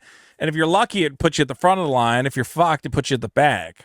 So if you log into 2 or 3 devices, you queue up before it starts, then you hope one of your devices randomly gets RNG'd to the front of the line, and they tell you, oh, okay, you can check out in 5 minutes. For the people who reliably get these, that's what they've told me they do. They do it on their phone, they do it on their computer, they do it on their tablet. I don't know if you now have to sign in. You used to be able to do it without signing in, so you could just have a guest account, but you might need to make 3 different accounts. And then again, you get in 3. How stupid is it to just? Why don't you just do a lottery system? Just go. Everybody gets a lottery ticket, and we're gonna pick 5,000 of you, and you get to buy the deck, and the rest of you don't have to waste your time. There should be like a way to become a preferred, like verified buyer. So it's like if you're an actual person, you get some verification. I'd pay fucking $20 a month to get a verified account, I mean, yeah, maybe a membership for early access, sure, but they have that DCI thing that checks, man. Are you a regular playing Magic player? Are you playing in tournaments? Okay. That would be a thing you could unlock. Like, dude, you play F&M every week. Well, that means, you're earning points. Now you're a fucking Wizards preferred Is this email connected to your arena and you have like a certain arena hours log? Yeah, dude, if you're ranked Diamond in Arena, you get early access to the fucking Secret Lair. Yeah. That would be great. People would love that. Yeah, it's a reward for playing the game. Instead of just the scalpers coming in and buying up all the Dan-Dans and pissing off Vito. Did I pay too much for the Dan-Dan? Let me see. How much is Dan-Dan now? I think the price might have gone down. Yeah, did it? Because I'll buy it. No, I think it's still hanging. I think it's still at exactly like 200. Okay. Let me see. Dan-Dan. I want the full deck. I don't want one card out of Dan-Dan. Let's see. I was thinking about picking up some Dan-Dan singles. It's like $220 for the Dan. I paid $200. I said $15. Well, I didn't say $15 because what was it? $100 on the fucking website? I paid double. What am I talking about? I saved money. I lost money. I'm an idiot. All right. Well, those are our Secret Lairs. This episode is mostly a Secret Lair roundup, I guess. For those of you that are watching this after the Goblin Storm went on sale, yeah. Sorry, we posted it late. Let us know. Let us know in the comments. If you got one or if you're pissed off at what happened. We don't know what's going to happen. We might be pissed off. We might be in the comments saying, fuck that. We didn't get the Goblin. Yeah. Maybe I got to put this up tonight so it's actually relevant, but who's going to have time to watch it? Sorry to everybody who missed the Goblin Storm. We probably missed it too. What are you gonna do? Let's see. In the At least you can prepare for together. Garfield. We got you prepared for Garfield. Now you know Garfield's coming. I guess I got one last story here, Billy. Here's a letter to Wizards of the Coast from Union. As of today, Monday, April 27th, the collective workers and laborers behind Magic Arena are to have a public supermajority and want to unionize. We hope Hasbro will recognize our union. What do we want? We want layoff, protect. These are the guys who make the online game, the Magic Arena, are now unionizing. I tried to look up where they're based. I think they are working out of Seattle, so that's your stomping grounds. Should I go protest with these guys? Oh, Seattle's a very progressive town. I mean, that's where you're going to find those unions, right?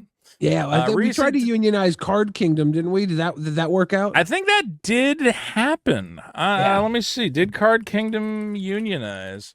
Because there's a I whole gotta say, it wave of unionization. Well, here's the problem when you're. I mean, it's not the problem. It's what it's part of the thing. When you have a progressive organization full of smart people making a smart product. It's not like you're making car parts and they get, well, the car part guys are unionized. I don't know what you're making. Yeah.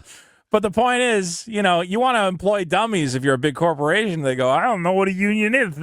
I don't even know.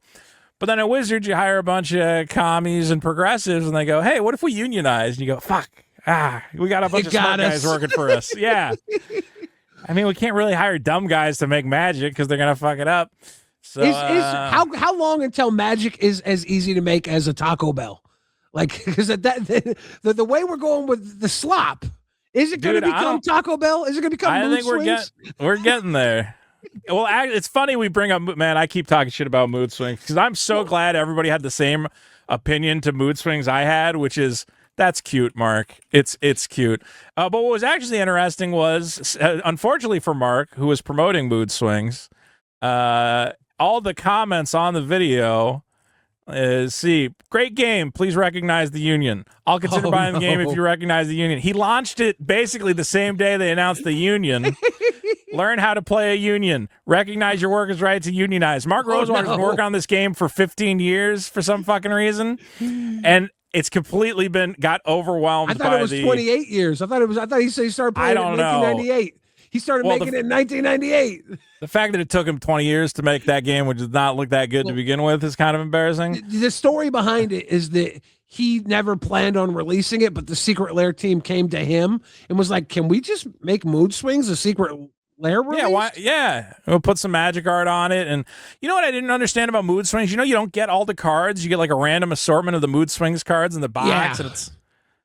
Come on. Yeah. This is stupid. I'm not collecting TCG, mood right? swings. It's still a collectible card game. It's just supposed to be one that can be played very quickly, rapid pace, low. And when I compared it to Taco Bell, it's not because it's crap. It's because it's fast, Yeah. Well, you want to know another thing that was funny? Because I saw a Reddit discussion about the game, and they said, okay, this game is not thought out because, this game does not have dice in it at all. It has the dice as the numbers. And there's dice to represent how many points a card is worth. And you go, you could have just put a 6. You could have just put a 2. There's literally no reason to represent it with dice in a game with 0 dice. That's just actually stupid. And I went, yeah, that is really stupid now that I think about it. It doesn't make it easier to... What's the point of putting dice on the fucking card? I thought there would be dice. I watched dice. I tried to watch the gameplay, but it wasn't captivating because I didn't know the game. So I didn't realize that they didn't use dice. I just assumed that the dice would come into play. There's no dice in the game that has dice on every single one of the cards. It makes perfect sense. That's just good game design. Also, dude, it's a game that plays. If you watch the video, you go, okay, so the game plays itself. It's like there's no strategy whatsoever. You know what the dice does do? What? It locks you into a creative space where you can never make a card cost more than 6. I guess you could just have that anyway. And what if you want a card that fucking costs more than 6? We're only using. Did they introduce the 20-sided die? Is that going to be the next? Mark's going to be like, look, Mood swings. It was very great, but we were stuck with a six-sided. We were stuck with a six-sided dice, so then I had to. Go look at Wonder. Look at Wonder. Go up to Wonder. Go up to Wonder. Go up. Wait, go up. Yeah, the Wonder right there, the green card. That's a fucking not a die. That's not a die. It's a zero. They've already thrown it away. They've already realized it doesn't work. They already found out it doesn't work. They have dice that have zero on them. Son of a bitch. I just throw out my never mind. Comment.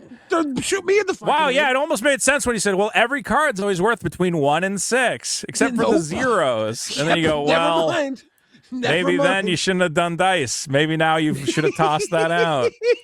Fuck. I mean, I read this whole article where the guy was like, here's like a bunch of logos I came up with. And then Hasbro said, can you just put some magic looking shit on it? Because there's no way we're going to be able to sell this without some fucking magic shit on it. And funny. Said, all right, we got to put some magic shit on it. Some of the, I actually kind of liked this card back, but I forget. They ended up going with this, which I think looks like dog shit. It looks like magic, right? It's got the 5 colors of magic on it. Got the black, blue, red, and green, and then the white in the middle. Well, it's black, right? Black is purple.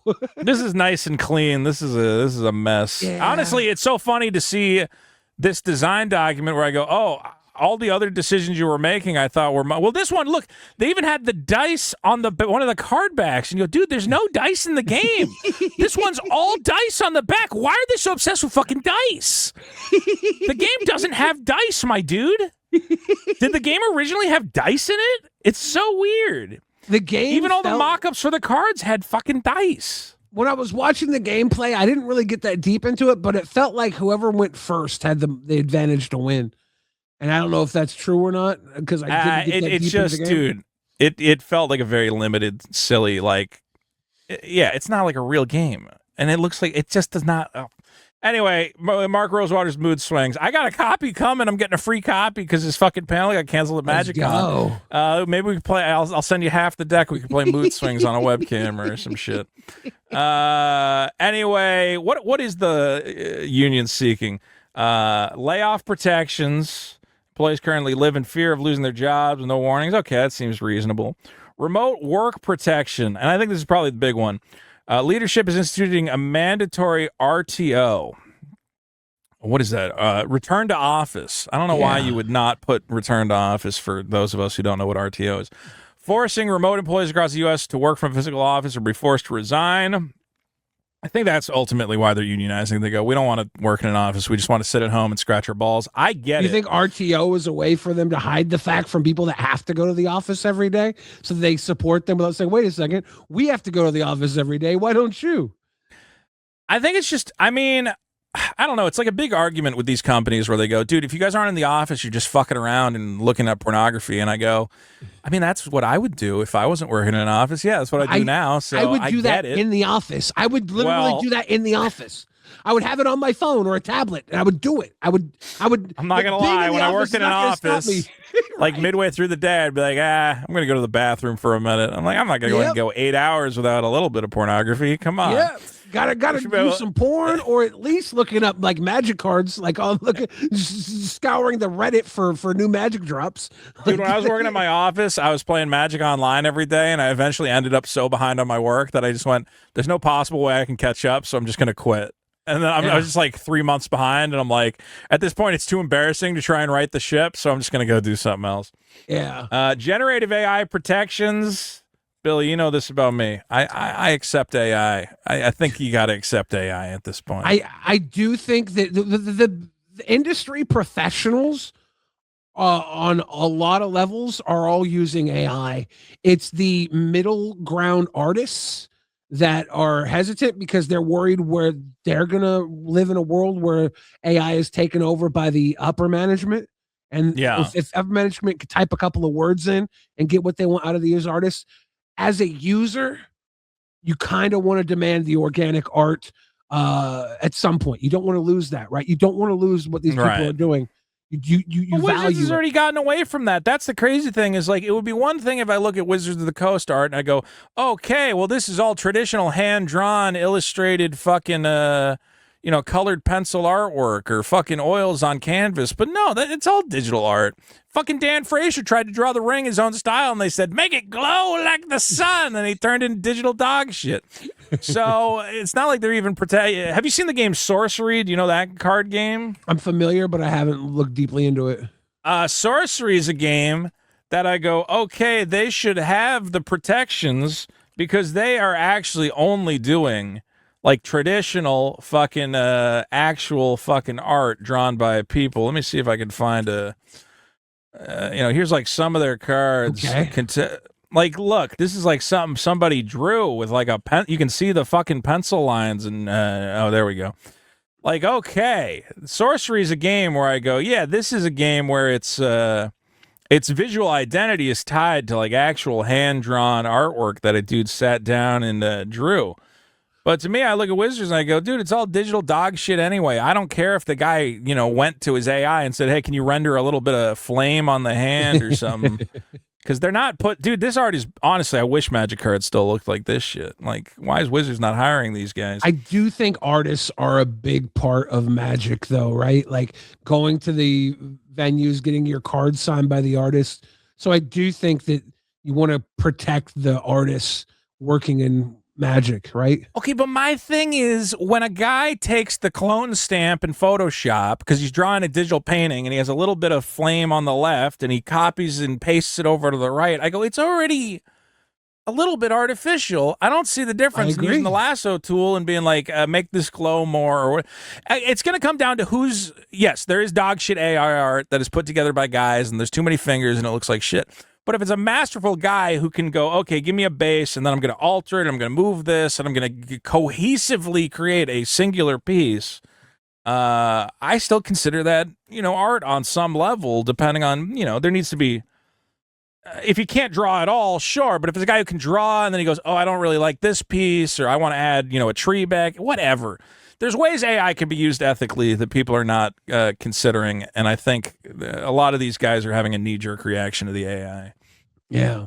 Like our intro is not ethical at all. That I put no work into, and I think we might need to change the intro to this podcast. Dude, we could make an intro. Like, you and I have the skills to make it, but we didn't know if we were going to do 5 episodes of this show. Yeah.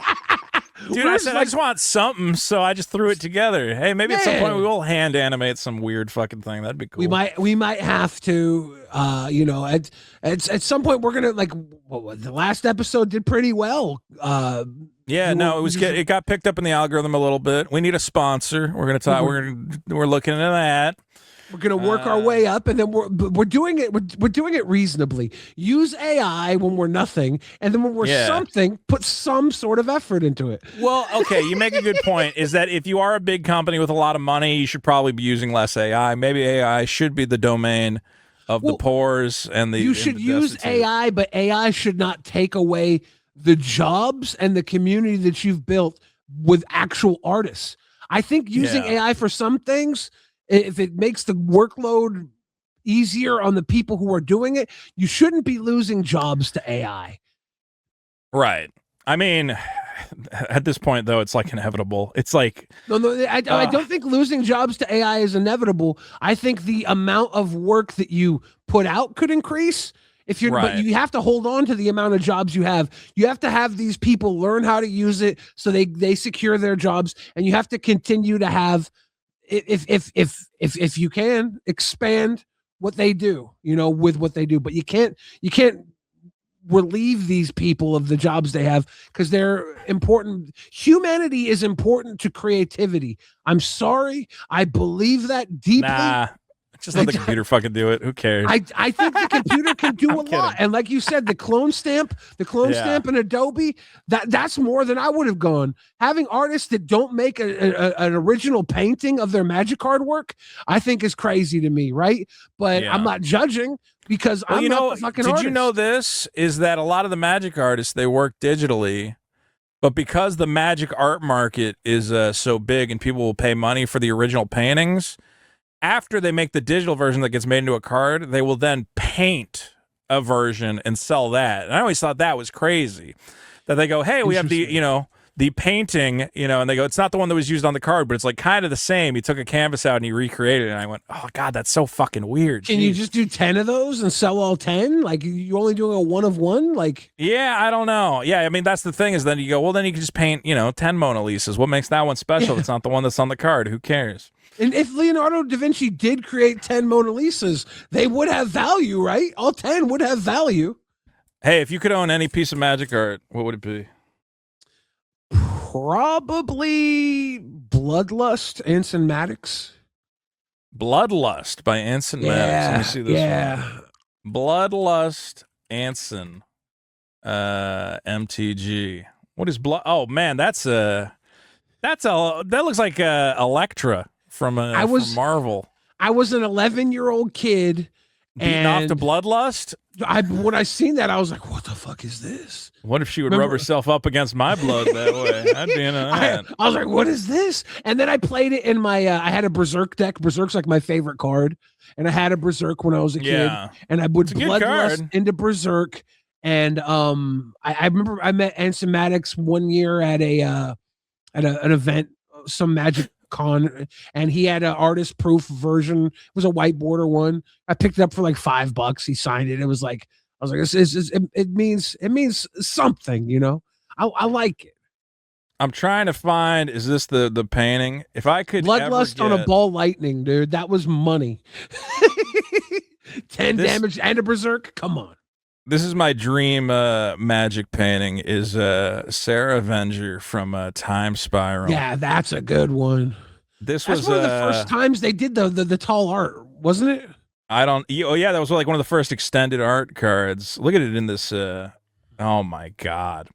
Yeah, I actually have the store hanging thing, which I damaged and I'm pissed. I got to figure out. It's like the cardboard hanger of the fucking angel, and I somehow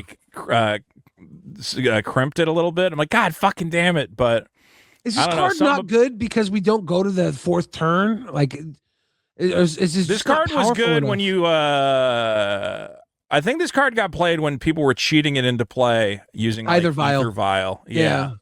It was like a good Ether Vial card. I mean, here's the problem is they would probably now just print a 3-power flyer at 2 mana and not give a shit. Right. And it kind of did do that like 3 blocks later. Lorwyn had Una's Prowler, which was the 3/1 flyer that you could nerf, and even that didn't get a lot of play. It was the card never got like a ton of play, but the art, this was like kind of the marquee art for Time Spiral. And Scott M. Fisher. I would take Una's Prowler, I would discard this to Una's Prowler, then I would resurrect it with a Reanimator or something. I'd have that stupid deck. That type of stuff I would do. I remember I built a deck one time. I had 4 copies of Lion's Eye Diamond in it, and I would just sacrifice the Lion's Eye Diamond to play that Madness Worm for 3 mana. I would dump my hand. I think the Madness Worm is like getting played in pre-modern or something. Some sort of madness things going on. I was playing that deck, and I thought it was cool. And the Lion's Eye Diamonds were like 50 cents at the time. Then they went up like $30, and I sold them all because, like, dude, I'm a genius. Oh my God! These when they were 50 cents. Yeah. Now they're like $600, $800. It's fucking huge.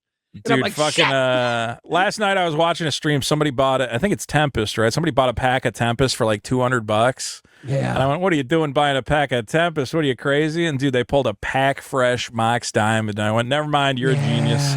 Congratulations. I sold my original Mox Diamond for like $20. I thought I was a baller. Dude, I'm still terrified to take the one I have out of the fucking sleeve. It's too crisp. I bought one like 2 years ago, and I've just left it in this nice void if damaged PSA sleeve. Is it the old one or the foil one? I wish it was the foil. I like the foil, but no, it's just a OG. But dude, it's like there's no corner damage or anything. Yeah. Have you ever bought a card from eBay and they send you the PSA like case? They actually like inspect. If you buy a card from eBay and I think over $200. You first have to send it to the authentication service. So eBay will now like look at the card to make sure it's a real card. You could do this with a Soul Stone, by the way. And they'll look at it. I should. I need to. So PSA looks at it, they make sure it's a real card, and they send it to you in this This nice. Actually, though, people have been complaining because they put it in a penny sleeve. I was never having a problem. I got a bunch of cards from them, and again, I'm afraid to open them. But the cards have actually been slipping out of the penny sleeves and getting damaged. They're not packaging them that well. But again, these are my big eBay purchase. Did I tell you I got the Jace? Ooh, you did not see that. I got a steal on this guy. This guy right now is like $450. It was on auction on eBay. I got it for like $300. And I said, well, there's a lot of those going around right now that are faked. I got a fake one at one point. I was lucky. I got guy on Mercari. I made a video about it on this channel, which you guys can watch. Oh, wait, did I put up that video? I think I did. Let me see. Draft Magic. Guys, you got to be on the way. Lookout for fake cards right now. You would think something like a raised foil would be hard to fake, but it's not. You can just here, real quick, for those of you who have not watched this video, you gotta get like a little microscope, guy. And they sell one. God, I normally have it right here. It's got a little light. You just put it under the microscope and you look for the dot pattern and you make sure it's correct. Because the dot pattern is really good. The T on The Gathering on the back. Yeah, that's a great one to look at too, because the real ones will have a very smooth side and like a teeth on the bottom of the T. But the here you go. In this video, I show my little microscope that I have. It's this little thing, dude. This thing was maybe like $15.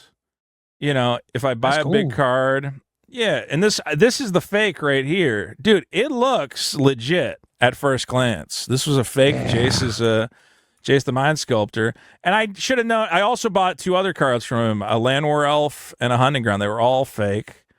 And the worst part is, I think this guy's still on Mercari. Like, I reported his account. He just changed the name of the account. But he's got a bunch of 5-star reviews. This was not the one selling it as proxy. He was selling his as real.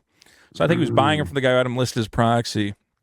I mean, because you go, oh, hey, it's like just believable enough where you go, oh, it's like $100 less than the normal one, you know?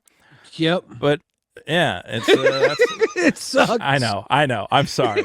For no, it's all good. It's all good. No, it was my hey, we're lesson educating people. You know what? Yeah. Hey, if anything, we're getting the word out. We're educating people.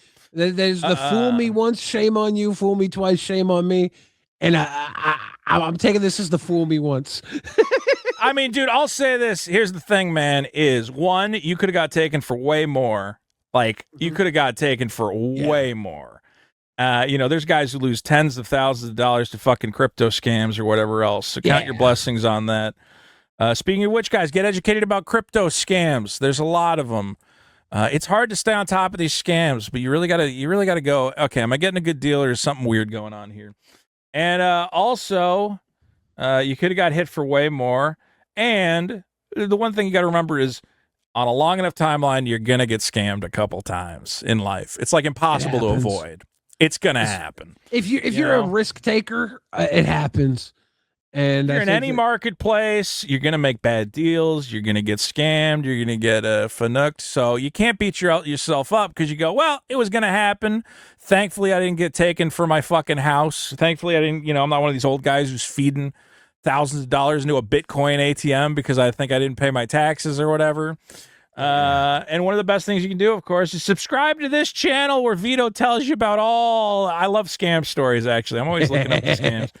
Did you see this one, Billy, where, what do you call it? You take a card in a PSA case, and then you send the guy, you go, I don't know what happened, but my card got damaged. Look, it's got all this, it's got this huge gouge in it, and all these corners got fucked up, and you send it to the seller, and you just run it through AI. You tell AI, hey, take this picture of this card and make it look like it got completely fucked up in shipping.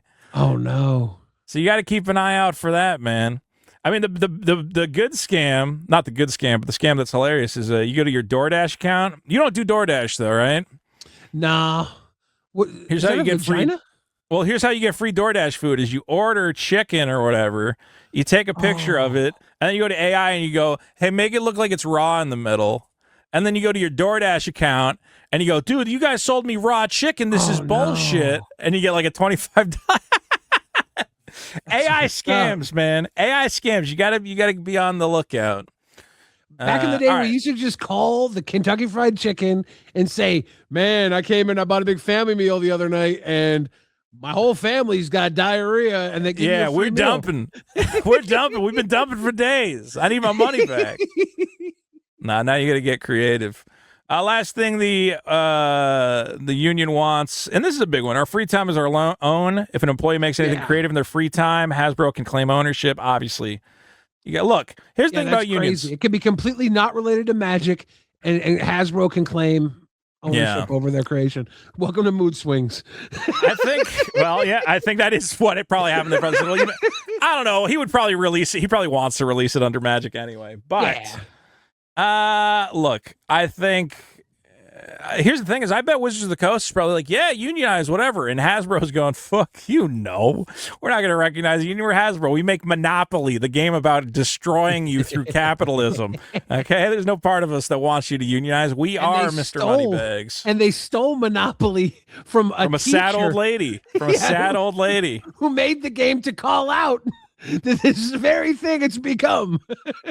Dude, Monopoly is a hilarious story where it's like, Monopoly is a critique of how capitalism doesn't work because all the money eventually ends up in one person's hands.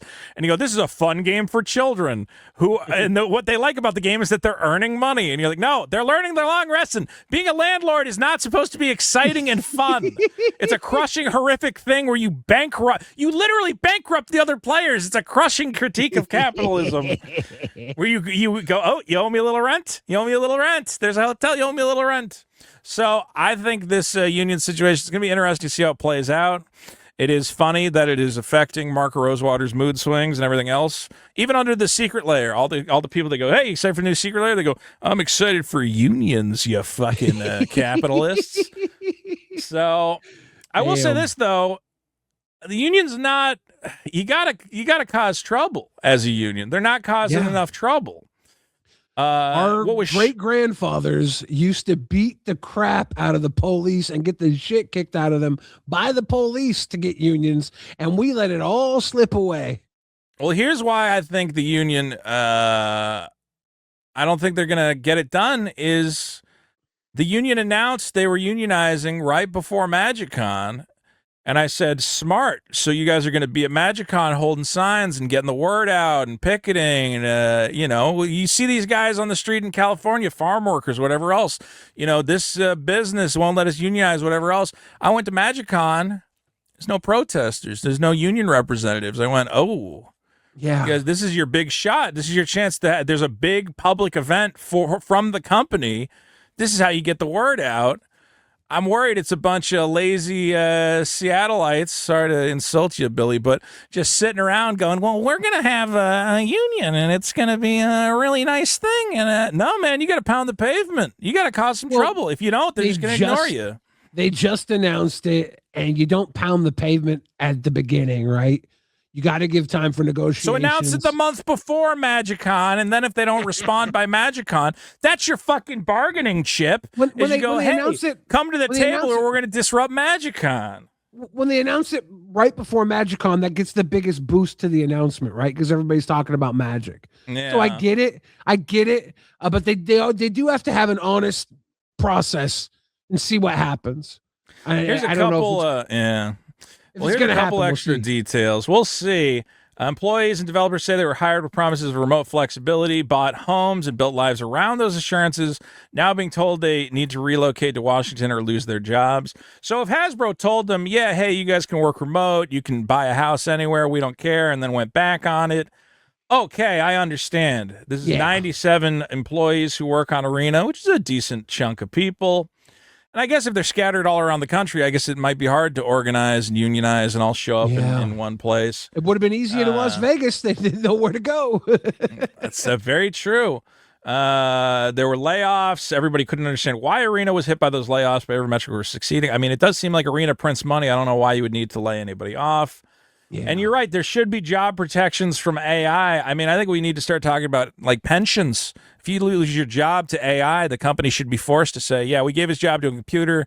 We're going to give him a couple $100 a month for the next, 10 and years if these people something. Are going to relocate, they should be paid to relocate. They should have a bonus every month to cover the change in their rent if they need them there, right? Like it's a two-way street. If you want these people in the office, you should pay for them to be in the office if you sign them on to work remotely. If it's going to change, you better pay for the change. Here's a good quote. He says, folks were asking, hey, I want to buy a house. I can't afford a house in Seattle. Seattle real estate must be kind of crazy, right, Billy? I mean, it's a lot of tech companies. It's a lot of tech companies and stuff, so I'm sure the prices are crazy.